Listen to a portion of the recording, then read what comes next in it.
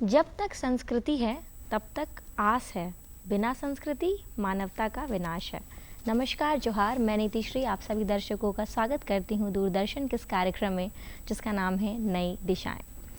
हम ऐसे टॉपिक्स को आपके सामने लाते हैं जिसे लाना बेहद ही ज़रूरी है, क्योंकि समाज में बहुत सारे ऐसे पॉइंट्स हैं, बहुत सारे ऐसे टॉपिक्स हैं जिसके बारे में बात तो सब लोग करते हैं, जिनकी समस्याओं को सब उठाते हैं, लेकिन समस्या का समाधान करने की दिशा में अग्रसर कदम बहुत कम लोग उठाते हैं। तो हम वैसे ही शख्सियत को आपसे मिलवाते हैं और आज की कड़ी में हम जिनसे आपको मिलवाना चाह रहे हैं वो हैं डॉक्टर विक्रांत किशोर जी। ये एक फ़ोटोग्राफ़र हैं, जर्नलिस्ट हैं, ऑथर हैं, फिल्म मेकर हैं। ये काफ़ी डॉक्यूमेंट्रीज़ बना चुके हैं, तकरीबन 30 के करीब। साथ ही साथ ये ऑस्ट्रेलिया में जो एटम फिल्म फेस्टिवल होता है, एटम अवार्ड्स होते हैं, उसके जूरी मेंबर रह चुके हैं और इनकी जो लिस्ट है वो काफ़ी बड़ी है। ये Indian culture, Indian folk dance कह ले या इंडियन कल्चर कह ले या एशियन कल्चर, एशियन से रिलेटेड जितने फिल्म कल्चर्स होते हैं उसको प्रिजर्व और प्रोटेक्ट करने का काम करते हैं। साथ ही साथ अभी फ़िलहाल ये नॉटिंघम यूनिवर्सिटी यूके के साथ मिल कर के काम कर रहे हैं और इन्होंने काफ़ी कुछ वर्क किया है, रिसर्च वर्क इन्होंने काफ़ी कुछ किया है कास्ट पॉलिटिक्स को लेकर के, इंडियन फिल्म कल्चर को लेकर के, इंडियन सिनेमा को लेकर के, और साथ ही साथ इन्होंने स्पेशली जो झारखंड का जो डांस होता है छऊ डांस, इस पे भी इन्होंने रिसर्च किया है और अभी ये यूनेस्को फ्रांस के साथ मिल करके एक एग्जीबिशन भी करने वाले हैं। तो चलिए, इनकी जो अचीवमेंट्स है या इनके काम की लिस्ट इतनी बड़ी है कि अगर मैं बताने बैठी हूँ तो पूरा प्रोग्राम निकल जाए। तो अब हम डायरेक्टली इनके पास चलते हैं, इनसे बातें करेंगे, इनका एम क्या है, ऑब्जेक्टिव्स क्या है और क्या कुछ ये हमारे कल्चरल हेरिटेज के लिए कर रहे हैं। तो सबसे पहले विक्रांत जी, मैं आपका स्वागत करती हूँ। धन्यवाद नीति और जोहार सारे दर्शकों को। जी बिल्कुल। अभी मैंने इतना कुछ आपके बारे में बताया विक्रांत जी, तो आपने इतने वैराइटीज़ ऑफ स्टडीज़ किए हैं, रिसर्च किए हैं, अलग अलग डिमेंशंस में आपने काम किए हैं, तो आपके हर एक चीज़ का जो एक मोटिव है वो क्या है? मोटिव बहुत ही सिंपल सा है, एक कि जो भी काम करें, और ख़ासकर जो मैं झारखंड से आता हूँ, झारखंड मेरी जन्मभूमि रही है और मेरे माता पिता दोनों ने काफ़ी यहाँ पे काम किया और कल्चर से उनका काफ़ी लगाव था। तो घर की जो परिवेश थी, हर समय यहाँ के कल्चर, यहाँ के डांस, यहाँ के म्यूज़िक, उनके बारे बहुत बात होती थी। और मेरे फादर जो कि ब्यूरोक्रेसी में थे, एक सिविल सर्वेंट थे, और मेरी मदर एक प्रोफेसर थी। तो घर का माहौल हर समय कल्चरली बहुत ही ज़्यादा लाइव रहा और मेरे फादर को बहुत ज़्यादा शौक़ था कि कल्चर के ऊपर काम करें। तो उन्होंने छाव के ऊपर काफ़ी पहले काम करना शुरू किया था।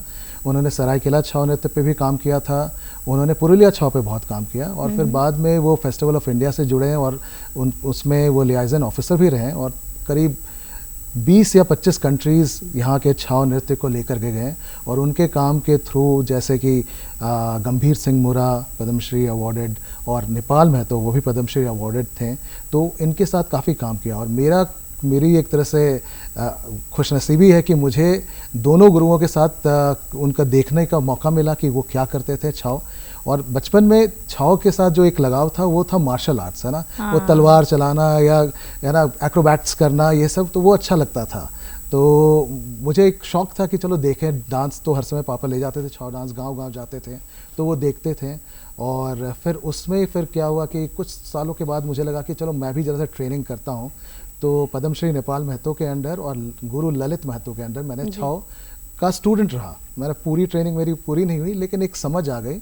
और उसके बाद ग्रुप्स को लेकर के तो पहली बार 1995 में मैं फेस्टिवल ऑफ इंडिया ICCR के थ्रू हम छाव ग्रुप को, इनफैक्ट मैंने लीड किया था 1995 में थाईलैंड में, जो कि 50वां साल था वहाँ के राजा का थ्रोन में आने का, वो 50वां साल था उनके सिंहासन में आने का। तो उसको सारे लोग वहाँ पे मना रहे थे। तो इंडिया से तकरीबन 9 स्टेट्स के लोग गए थे, उसमें से छाव भी गया था, तो उसको मैं लीड कर रहा था। वहाँ से एक जो, और उस समय मैं अपने कॉलेज के फर्स्ट ईयर में था, उस समय मैं सेंट स्टीवेंस कॉलेज में था और फर्स्ट ईयर में था, और एक कल्चरल ग्रुप को लीड करके ले जाना, वो भी झारखंड और वेस्ट बंगाल के, तो वो एक उस समय से जो लगाव रहा एज अ डांसर। और बाद में जब मैं बाहर चला गया तो एज अ रिसर्चर कि इस पे मैं अपना काम जारी रखूं।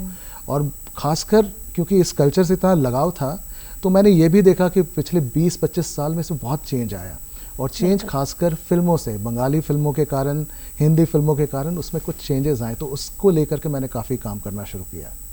जी, तो बेसिकली आपका जो आइडिया था छऊ के पीछे, वो कहीं न कहीं झारखंड की भूमि से आप हैं इसलिए रिलेटेड था। अगर जैसे आपने बताया था कि आप यूनेस्को के थ्रू मिलके एक एग्ज़िबिशन कर रहे हैं, उसके बारे में कुछ बताइए हमारे दर्शकों को। हाँ, यूनेस्को के साथ मैं काफ़ी सालों से जुड़ा हुआ हूँ। इनफैक्ट एक एनजीओ है, एसोसिएशन नेशनल कल्चर्स डू मोंड, ये फ्रांस में है, एक गाना नाम के छोटे से शहर में है, और पिछले 49 साल से वो फोकलोर फेस्टिवल करते हैं, इंटरनेशनल फोकलोर फेस्टिवल करते हैं, और तकरीबन हर साल वो 15 से 16 देशों को बुलाते हैं। और उनका हर समय मकसद ये रहा है कि वो उन डांस फॉर्म्स को और या म्यूज़िक फॉर्म्स को बुलाएं हर देशों से जो कि या तो किसी मुसीबत में हैं, या उनको प्रोटेक्शन की ज़रूरत है, या उनको प्रचार करने की ज़रूरत है। तो उनका काम ये रहा कि उन्होंने देखा कि फोक परफॉर्मेंसेस और फोक म्यूज़िक खासकर शहरीकरण के कारण एक तरह से लुप्त होते जा रहे हैं, बहुत लोग भूलते जा रहे हैं, जैसे जैसे शहर की तरफ जा रहे हैं वो अपने कल्चर को भूलते जा रहे हैं। तो उसको प्रिजर्व करने के लिए, और यूनेस्को ने भी काफ़ी काम किया है, तो इस फेस्टिवल ने काफ़ी काम किया। तो तकरीबन 1985 में, जैसे मैंने बताया, ICCR ने फेस्टिवल ऑफ इंडिया किया था फ्रांस में। तो इस फेस्टिवल ने इंडियन ग्रुप्स को होस्ट किया, जिसमें छाओ ग्रुप गए हुए थे। मेरे फादर ने ही उस फ्रांस में लीड किया था। तब से वहाँ पर वो हर दूसरे साल छाओ ग्रुप को बुलाते हैं। 1998 से मैं उनके साथ जुड़ा और काम करना शुरू किया एज एन इंटर्न, सीखना शुरू किया। उस फेस्टिवल में जाकर के मैं रहा तकरीबन हफ्ते भर, और उसके बाद 2004 में एज अ फिल्म मेकर गया, और अलग अलग कंट्रीज़ के साथ मैंने फिल्म बनाना शुरू किया। तो और जैसे मैं जॉर्जिया के, जो कि रशिया से जो पहले USSR में था, जॉर्जिया, उनके ग्रुप के साथ मैं फ्रांस के तकरीबन 8 शहरों में घूमा और उनके ऊपर एक फ़िल्म बनाया। उसी तरह से कैमरून का एक गालिना जूजू मास्क डांस होता है वहाँ के कैमरून की ग्रुप फ्रांस आई हुई थी, उनके साथ फिर मैं बस में अलग अलग 7-8 शहर में जा करके उनके साथ फिल्म बनाया, उनके कल्चर को। तो मेरा काम हो गया कि मैं एक कल्चरल ग्रुप के साथ एम्बेड हो जाता हूँ, उनकी कल्चर को समझने की कोशिश करता हूँ, और उनके कल्चर के ऊपर फिल्म बनाता हूँ फेस्टिवल के लिए, क्योंकि उनका काम है कि कैसे कल्चर को ज़िंदा रखा जाए। और एक सबसे बड़ी खास बात है कल्चर को मैप करने का और उसको ज़िंदा रखने का, कि उसको हम वीडियो करें, उसको आर्काइव करें, डिजिटल आर्काइव, डिजिटल हेरिटेज। बिल्कुल। इनफैक्ट अभी आजकल मैं नॉटिंघम यूनिवर्सिटी, जहाँ चाइना में हूँ आजकल, जहाँ पर UK की जो नॉटिंघम यूनिवर्सिटी है चाइना में, वहाँ पे डिजिटल हेरिटेज सेंटर का मैं डायरेक्टर भी हूँ। तो हमारा काम अब यही है कि हम किस तरह से कल्चर को आर्काइव करें, उसको कैसे वीडियो करें, उसको कैसे फिल्म करें कि अगली जनरेशन उसको भूल ना पाए, कहीं ना कहीं उसके साथ लिंक कर सके। विक्रांत जी, जैसे आपने अभी बताया, आपने इतने सारे जगहों पे काम किया है और कल्चर से आप हमेशा से जुड़े रहे हैं अपने फादर के टाइम से, तो आपका क्या कुछ एक्सपीरियंस रहा इंडियन कल्चर को लेके? जैसे इंटरनेशनली इंडियन कल्चर है वो कैसे स्टैंड करती है, उसके वैल्यूज़ क्या हैं? देखिए, इंडियन कल्चर तो काफ़ी, उसका एक मान है चारों तरफ दुनिया में इंडियन कल्चर का, और ख़ासकर डांस और म्यूज़िक को लेकर के क्लासिकल कल्चर ने, खासकर क्लासिकल डांस और म्यूज़िक को तो काफ़ी लोग जानते हैं और मानते हैं। लेकिन फोक कल्चर, जहाँ तक फोक कल्चर की बात आती है, और ख़ासकर हमारे झारखंड या अगल बगल आप वेस्ट बंगाल को ले लें, और हम जो कंटिन्यूस एरिया जो है झारखंड, बिहार, उड़ीसा और वेस्ट बंगाल की, यहाँ की जो कल्चर है इसके बारे में बहुत कम बात होती है। और देर इज़ एक और, हम जब कल्चर पढ़ाते हैं तो कल्चर में हम एक बात करते हैं हाई कल्चर और लो कल्चर के बारे में, और हमारे एरिया के कल्चर को ना तो ज़रा सा लो कल्चर मान करके ज़रा सा साइड कर दिया जाता है। और ये मुझे बहुत अच्छा नहीं लगता था, और मैं बोलता था कि हमारी इतनी रिच कल्चर है, बाहर जब भी छाव को हम ले करके जाते हैं, लोग खड़े हो जाते हैं कि ये डांस क्या देख लिया उन्होंने, कि अचानक इतना बड़ा मास्क पहन करके, इतनी भारी कपड़े पहन करके अचानक वो एक्रोबैट्स करते हैं तो कैसे करते हैं, इनकी ट्रेनिंग क्या है, इनका क्या स्ट्रक्चर है, इनका क्या स्टाइल है। तो क्योंकि छाव को, खासकर पुरुलिया छाव या खरसावा छाव जो इधर झारखंड से आता है, सरायकेला को तो फिर भी राजाओं का संरक्षण था, तो उसको सेमी क्लासिकल के तरह से माना जाता है। लेकिन पुरुलिया छाव को एक तरह से फोक और रिचुअलिस्टिक में डाल दिया जाता है। खरसावा को तो अभी तक जो मान मिलना चाहिए था वो अभी तक नहीं मिल पाया है। तो क्यों इसलिए नहीं मिल पाया? क्योंकि ज़्यादा प्रैक्टिस करने वाले नहीं हैं, और जो प्रैक्टिस करने वाले हैं वो सिर्फ गाँव के लोग हैं, और बहुत ज़्यादातर लोग इलिटरेट्स हैं। तो उसको एक तरह से क्या कहते हैं, एकेडमिकली कौन उसके बारे लिखेगा, कौन बताएगा? तो मेरे फादर ने काफ़ी कोशिश किया, और उन्होंने काफ़ी उसको आगे बढ़ाया, और मेरा भी काम है कि मैं अपने रिसर्च से उसको आगे बढ़ाऊं। तो जब मुझे अपना PhD करना था, मैं ऑस्ट्रेलिया गया PhD करने के लिए। तो मुझे सिनेमा पे पीएचडी करना था। फिर मैंने और सिनेमा पे, लेकिन कल्चर को मैं जोड़ना चाहता था। तब मैंने बहुत सोचा कि मेरा क्या पैशन है। तब फिर मैं बोला कि बॉलीवुड का क्या इम्पैक्ट है हमारे कल्चर पे, उसके बारे में मुझे लिखना चाहिए। तो मेरी अब किताब भी है जिसको यूनेस्को ने पब्लिश किया है, folk dances of India in Bollywood cinema, जिसमें मैंने छाव डांस और भांगड़ा को एज अ केस स्टडी बनाया है और उसमें देखा है कि पिछले 20 साल में कैसे बॉलीवुड और अलग फिल्म कल्चर ने किस तरह से प्रभावित किया है। कि कैसे जैसे आप गांव में जाएंगे तो बहुत सारे डांस ग्रुप में आप देखेंगे कि अचानक दुर्गा जी आती हैं, वो डांस करती हैं, लेकिन उस डांस में अब ठुमका भी होता है, डांस में शिव जी के डांस में ब्रेक डांस भी होता है। हाँ। तो ये सारा है, तो कैसे आ रहा है, तो वो फिल्मों के थ्रू आ रहा है। तो उसके बारे में ज़रा सा बात किया है और इसको हम कैसे, मतलब ऑफकोर्स कल्चर हर समय चेंज होता है, तो ये भी पार्ट ऑफ कल्चर है कि फिल्मों से प्रेरित होकर कुछ करें।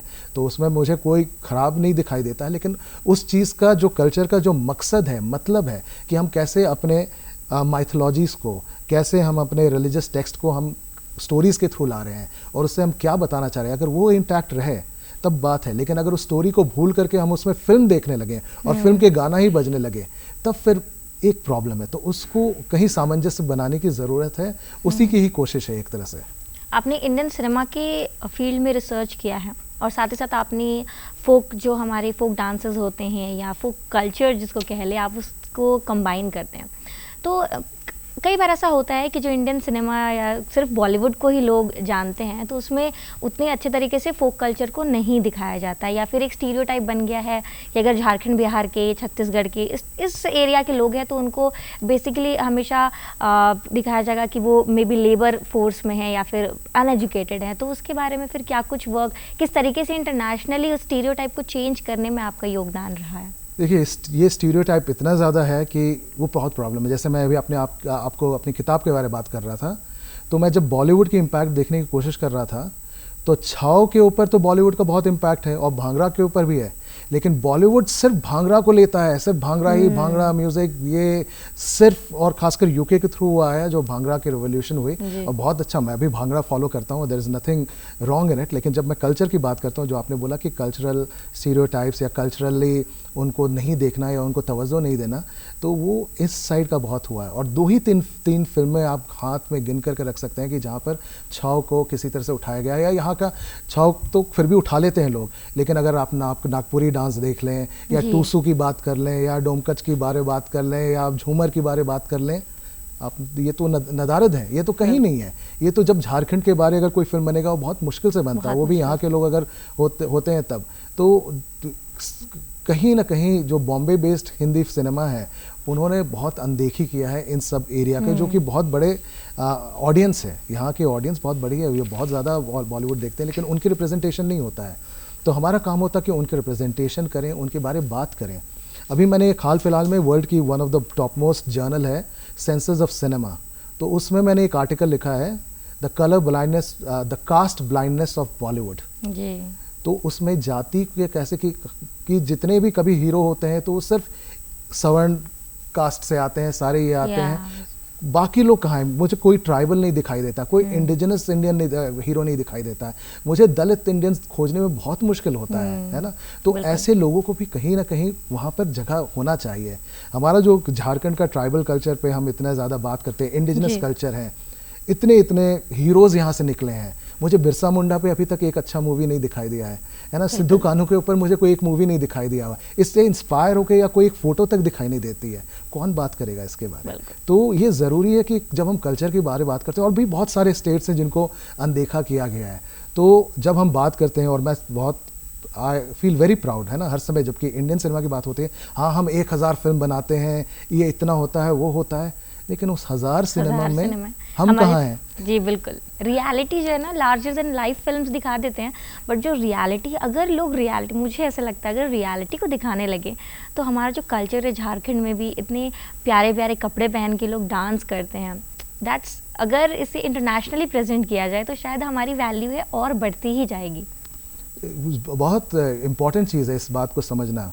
लेकिन जब फिल्म बनाने की बात होती है तो कमर्शियल देखते हैं, लेकिन कमर्शियल का कौन उस चीज़ के बारे सोच रहा है, समझ रहा है? इवन टेलीविज़न या OTT प्लेटफॉर्म्स में भी आप देखें तो उसमें भी अब जा कर के कुछ क्या कहते हैं लिप सर्विस हो रहा है, बट अभी हमें और उसके आगे जाना है और ऐसे कहानी को बताने की ज़रूरत है। जहाँ तक आपने पूछा कि आपने इसके लिए क्या किया, तो मेरा काम जो है, मैं एक डॉक्यूमेंट्री फिल्म मेकर हूँ। तो मैंने छाव के ऊपर 3 डॉक्यूमेंट्री फिल्म्स बनाई हैं। पहला फिल्म था जो छाव के रिलीजियस एस्पेक्ट के ऊपर फोकस करता था, उसका डॉक्यूमेंट्री का टाइटल था डांस ऑफ द गॉड्स। तो कैसे भगवानों का चित्रण होता है, और सिर्फ डांस ऑफ द गॉड्स में हिंदू गॉड्स के बारे में बात नहीं किया कि कैसे ट्राइबल कल्चर हमारे छाव में है, कैसे झारखंड का ट्राइबल कल्चर है उसमें, और कैसे मुस्लिम इम्पैक्ट है म्यूजिकल इंस्ट्रूमेंट्स में, शहनाई बजता है, तो कैसे एक मुस्लिम, तो कैसे एक सामंजस्य है कि अलग अलग culture, indigenous culture, Hindu culture और tribal culture plus Muslim culture का एक मिक्स है। तो बहुत लोगों को पता नहीं है, उनको लगता है कि एक ही कल्चर का होगा, शायद हिंदू कल्चर का, कम्युनिटी के लोग हैं। लेकिन आप जाके देखिएगा तो इनफैक्ट अभी कल ही मैं गांव में था, तो वहाँ पर भी आप देखेंगे कि जो ढोल बजाने वाले हैं वो दलित कम्युनिटी वाले हैं, और जो क्या कहते हैं मास्क बनाने वाले हैं वो सूत्रधार कम्युनिटी के हैं, ओबीसी से आते हैं। डांस करने वाले मिक्स ग्रुप से आते हैं, इवन इंडिजिनस ट्राइबल डांसर्स हैं। तो बहुत डिफरेंट, एक जब आप उसके अंदर जाते हो डांस को समझने का और यहाँ के कल्चर को, तो कल्चर में एक आप देखेंगे कि लोग एक दूसरे के साथ मिक्स होते हैं और डांस और म्यूज़िक के थ्रू साथ आते हैं। भले वो हिंदू क्या कहते हैं ये टेक्स्ट पे डांस कर रहे हैं, रामायण पे नाच हो रहा है, महाभारत में हो रहा है, लेकिन मुस्लिम की शहनाई भी बज रही है, और एक क्या कहते हैं इंडिजिनस कल्चर का वहाँ पे जो पैका से भी पहले जो मार्शल आर्ट्स होता था वो इंडिजिनस कम्युनिटी का आ रहा, और जो क्या कहते हैं जो हमारी नेचर वर्शिपिंग है वो छाव में भी बहुत ज़्यादा है, नेचर वर्शिप ट्राइब्स की। तो जो हम अपने प्रकृति की जो पूजा करते हैं, जो यहाँ के मुंडा हो, खरिया और जितने भी क्या कहते हैं ट्राइब्स में जो प्रचलित चीज़ हैं, वो कैसे इन सब डांस में आप देख सकते हैं। ज़्यादातर लोग उसके देख नहीं पाते, बात नहीं कर पाते, तो मैं उसके बारे लिखने की कोशिश करता हूँ और अपनी फिल्मों में उसके बारे में बात करना चाहता हूँ। दूसरा फिल्म मैंने बनाया था एक डांसर और ड्रमर, एक छाव डांसर ललित महतो और ड्रमर लंबोदर कालिंदी, इन दोनों की दोस्ती के ऊपर, और ये दोनों कैसे एक साथ डांस करते हैं, और ये दोनों कम से कम 15 देशों में सफ़र कर जा चुके हैं अब छाव डांस को लेकर के, और उन्होंने परफॉर्म किया है हर जगह। ललित महतो को और पद्मश्री नेपाल महतो को 1983 में जब वो परफॉर्म कर रहे थे यूके में, 83 या 85 में ध्यान नहीं है, लेकिन मेरे हिसाब से 83 था, जब यूके में परफॉर्म किया, तो उनको प्रिंस चार्ल्स, जो कि अब राजा हैं वहाँ के, किंग चार्ल्स और प्रिंसेस एन, उन्होंने स्टैंडिंग ओवेशन उनको दिया था। तो उनकी क्योंकि कल्चर का हमारा मान हुआ था, उनको हर जगह जहाँ पे भी विदेशों में जाते हैं तो उनको बहुत अच्छा लगता है और उनको हर कोई जानना चाहते हैं उस कल्चर के बारे। बट किसी मतलब एक मुझे लगता है कि हमारे देश में खासकर स्कूल्स में और यूनिवर्सिटीज़ में हमारे कल्चर के बारे बात, खासकर म्यूज़िक और डांस कल्चर अदर देन जो मेन स्ट्रीम है उसके बारे और बात नहीं होता है ना। डांस परफॉर्मेंसेज होते हैं तो वहाँ पे छाव नहीं दिखता है, वहाँ पे झूमर नहीं दिखता है, या और भी स्टेट की भी बात कर लें। तो मैं चाहता हूँ कि ये सब यूनिवर्सिटीज़ अपनाएं, उसके बारे में बात करें। हम कहते हैं कि दिल्ली बिहार के इतने स्टूडेंट्स जाते हैं, झारखंड इतने स्टूडेंट्स जाते हैं, लेकिन कल्चर तो नहीं जा रहा है उनके साथ। स्टूडेंट्स जाते हैं वो वहीं का कल्चर अपना लेते हैं। हाँ, तो अपना भी कल्चर को ज़रा सा ध्यान दें, उसके बारे में बात करें और उसमें प्राउड फील करें, है ना। मुझे तो बहुत गर्व होता है जब मैं चारों तरफ, अभी मैं फ्रांस जा रहा हूँ, क्या कहते हैं 19 जुलाई को जा रहा हूँ, और 25 से लेकर के 31 तारीख तक मेरी एग्जीबिशन है छाव के ऊपर, और वहाँ पे कितने लोग आएंगे, हज़ारों लोग आएंगे देखने के लिए। तो मुझे तो अच्छा लगेगा, और छाव के बारे बात करते हुए आई फील रियली गुड।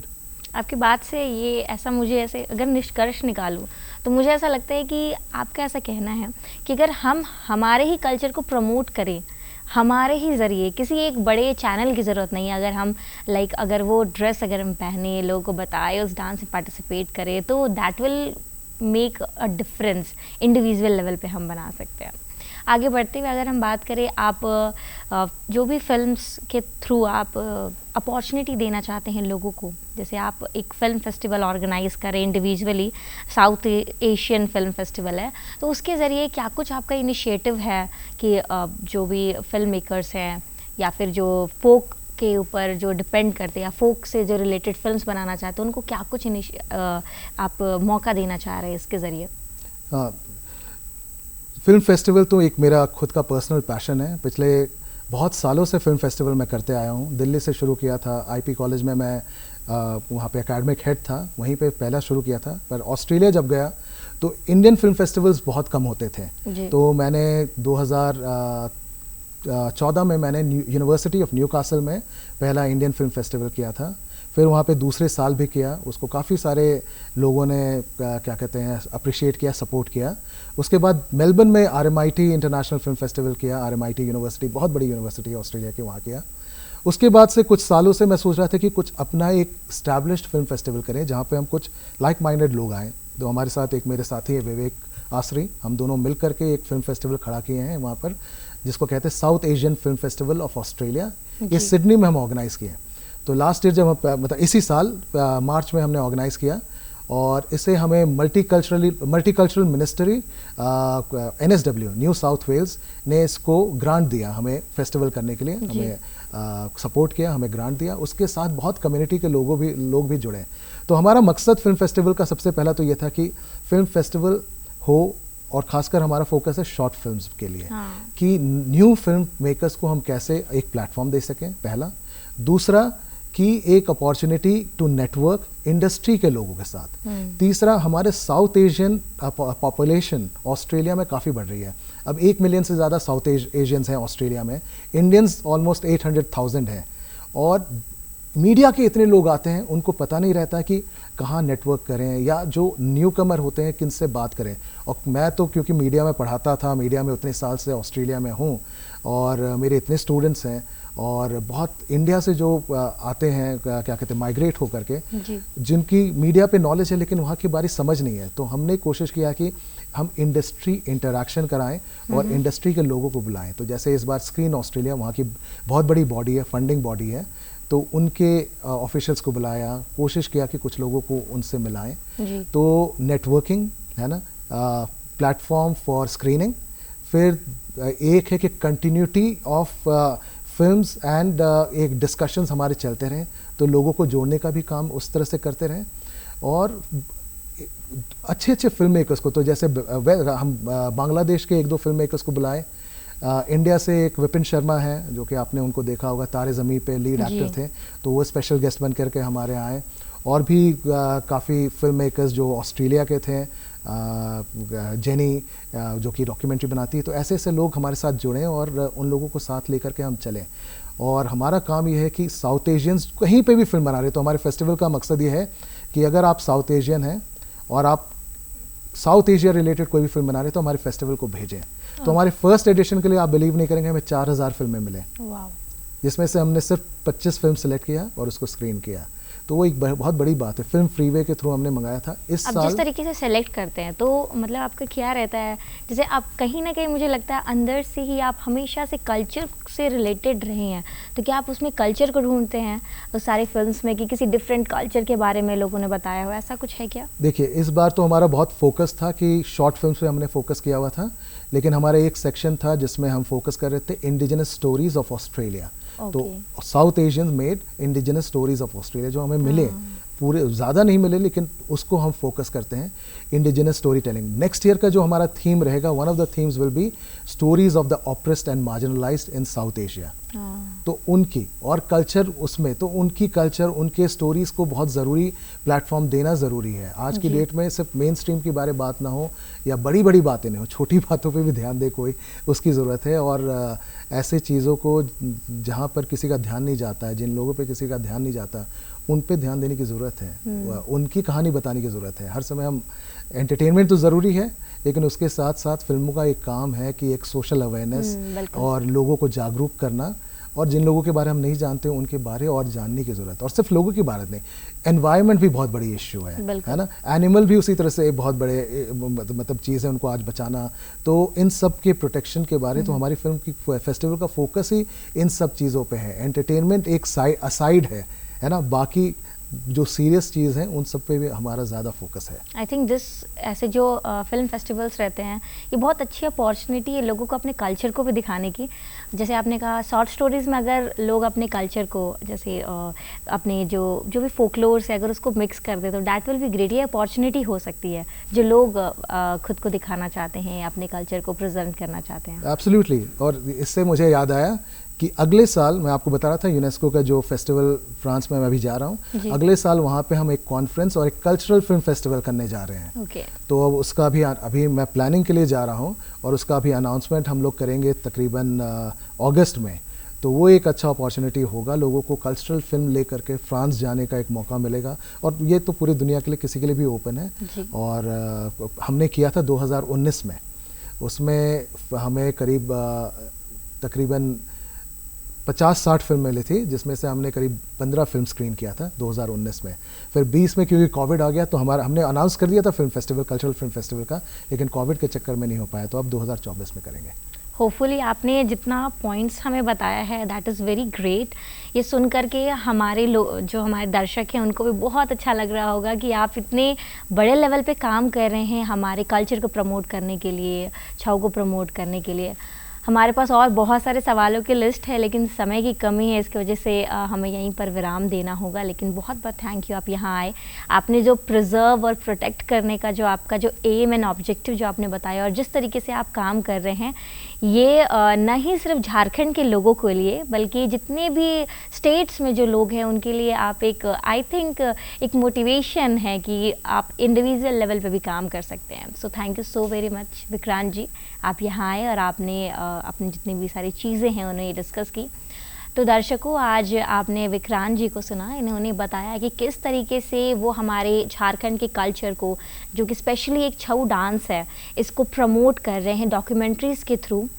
आपको भी अपने कल्चर पे शर्मिंदा नहीं होना चाहिए, जो कि बहुत लोग होते हैं, क्योंकि हमारा जो कल्चर है वो हमारी ताकत है, हमारी विरासत है। तो इंडिविजुअल लेवल पे भी आप वर्क कर सकते हैं और साथ ही साथ ऐसे लोगों से हम आपको नई दिशाएं में मिलवाते रहते हैं जो आपको एक नई दिशा दिखाते हैं और ख़ुद भी एक नई दिशा खोजते हैं अलग अलग समाज से रिलेटेड टॉपिक्स के लिए। हम आपको अगली कड़ी में भी मिलवाएंगे एक ऐसी शख्सियत से। तब तक के लिए जोहार, धन्यवाद, नमस्कार।